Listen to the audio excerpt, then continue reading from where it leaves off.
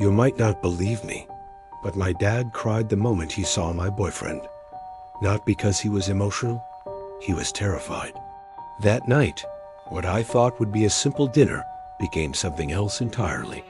Something dark, like a piece of the past coming back to haunt us all. Allan and I had only been dating for 2 months. We met at the shoe store where I worked. He came in looking for sneakers, left with my number. He was older, tall, covered in tattoos, quiet but magnetic. He started talking about meeting my family almost right away. I was nervous. My dad was a retired cop, protective, cold, always watching people like he was still on the job. My mom was the opposite, warm, welcoming. When Allan came over, she hugged him at the door like she'd known him for years. He smiled, shyly.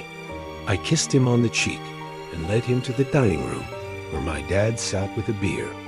As soon as my dad looked up and saw Allan, something changed. His face went pale. His eyes locked on Allan's like he was seeing a ghost. Allan reached out his hand, and my dad ... hesitated. He looked terrified. That's when I knew something was off. Dinner started awkward. My mom asked Allan about his life. He said he was from San Antonio. That caught her attention. We'd lived there before my dad's last transfer. Allan relaxed and chatted with her about his childhood and job at a dealership. But my dad didn't say a word. He just sat there, barely touching his food, staring at his plate like it was going to talk back.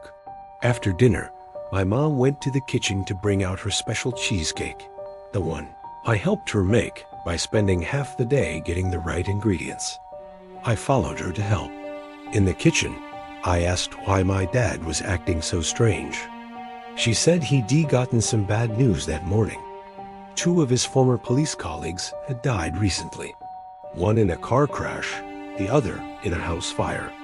She wasn't sure if it was connected, but he hadn't been the same since.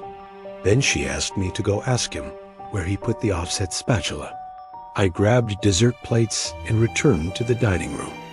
That's when I found my dad crying, not tearing up, sobbing, shoulders shaking, face red. Allan sat across from him, calm, just ... watching. What's going on? I asked, frozen. My dad spoke, voice cracking. It wasn't fair. I was just doing my job. I didn't know when I arrested you. Allan's response was cold. When you framed me, I did 15 years for that. My dad almost whispered. I was following orders. Allan smiled, like he'd been waiting for that excuse. Funny, every one of them said you gave the orders. And once I got out ... I confirmed it. My dad turned to me suddenly, panic in his eyes. The spatula's in the second drawer of the pantry. I was confused.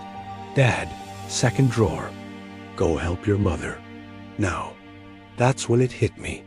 That was where he kept his backup Glock. I walked away slowly, feeling Allan's eyes burning into my back. As soon as I turned the corner, I ran, grabbed the gun, loaded it. My mom looked confused, but I didn't stop. I ran back to the dining room, ready for whatever was waiting. But Allan was gone. The front door was closed. No sound.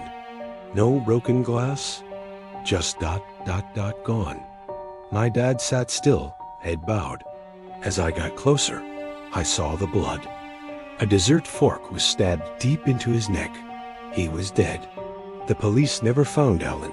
No prints, no footage, no records.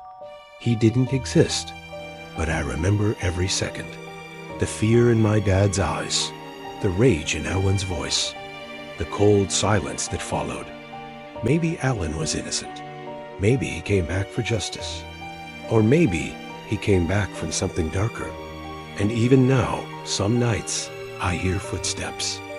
Quiet, slow, like he's still walking through the house. Like he's not done yet.